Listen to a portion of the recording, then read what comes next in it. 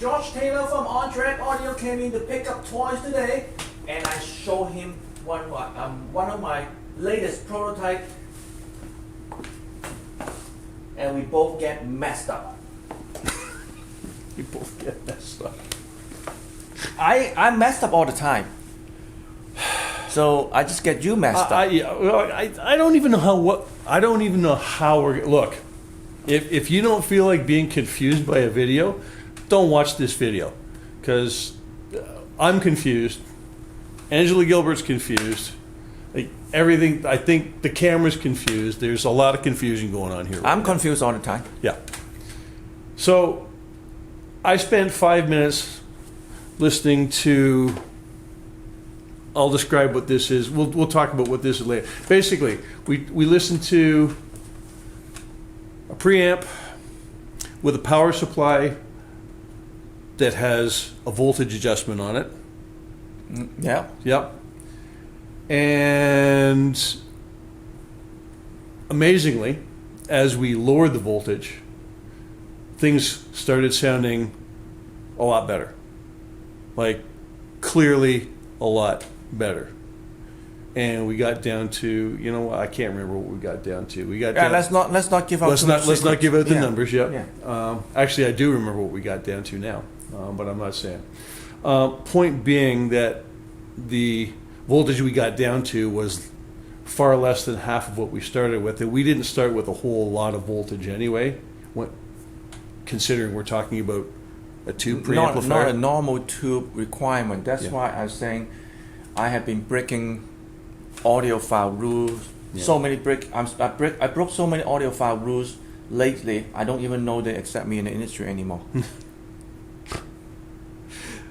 Now, this particular video will be useful for people that have, maybe useful for people that have a BC3 or a BC3000, because the power supply the amplifier we're using is basically a parts reconversion, a built-up parts reconversion of a BC3, right? Yep. And it's got a power supply on it that's large, but not hideously large. It's large. Yeah, large. Large. Kind of large in my standard, but not huge. Huge in most other standards. Yeah. Okay. Yeah. Adequate would be the Angela-Gilbert terminology. Massive would be terminology for other brands. It's like 5,000 microfarad on a B+. Yeah, that's a lot. Yeah. Yeah. So anyway, the lower the voltage got, the more musical stuff we could hear. It was more musically connected. There was more information. The vocals sounded better. You could hear musical lines connecting a lot better, and it wasn't. I mean, it wasn't like we had to sit there and go, can I think? No, it's like 1 minute, and you're like, oh my goodness, it's there. So we've been trying for the last 2 hours to kind of figure out why that is. We know it is. We have been doing a lot of effort, therefore advocate to each other. Yeah. And we still couldn't come up with a clear way to present this phenomenon.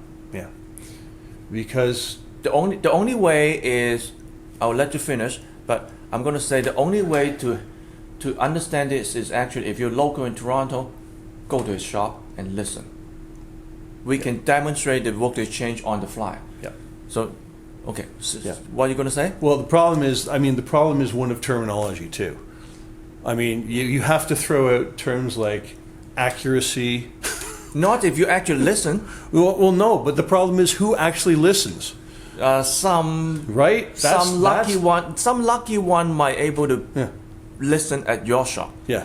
But yes, I agree. If we're doing a video, we need to use terminology to describe the sound. Yeah. Some of you might say, okay, put a good microphone on it and record the sound.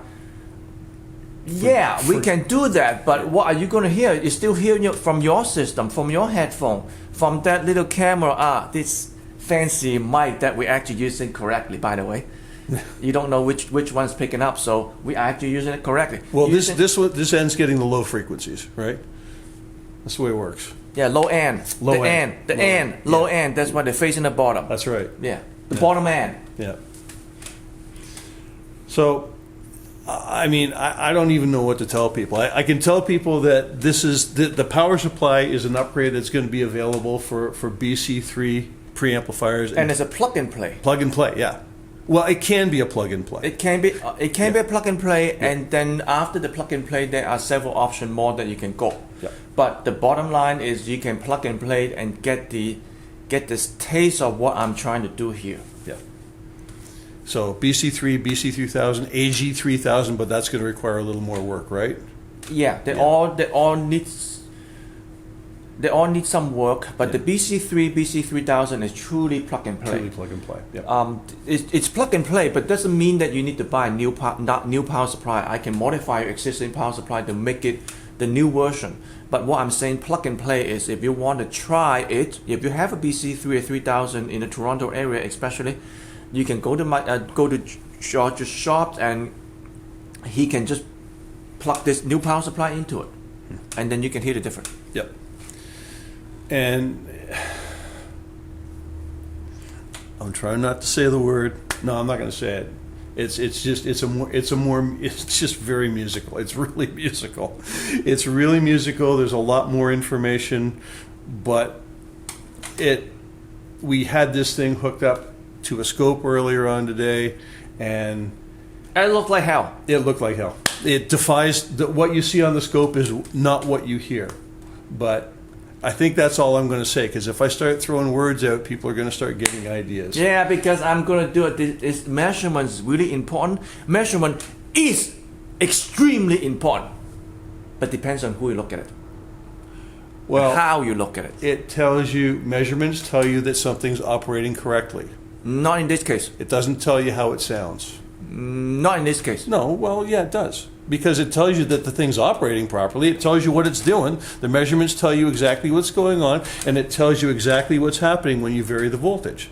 So it accurately reflects what it's doing electrically. It doesn't reflect what it's doing sonically. It just doesn't.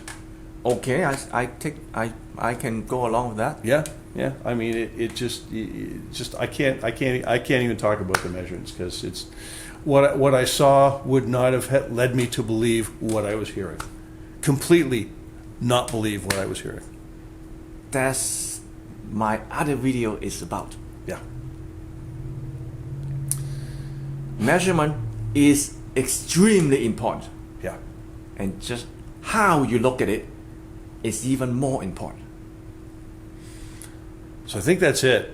Yeah, well, let's really, other than you listening to what this does, it's kind other than keep telling you this is confusing. Yeah, it's really confusing, but I can assure you that it is the concept. The concept is clear enough. The outcome of the concept is really confusing.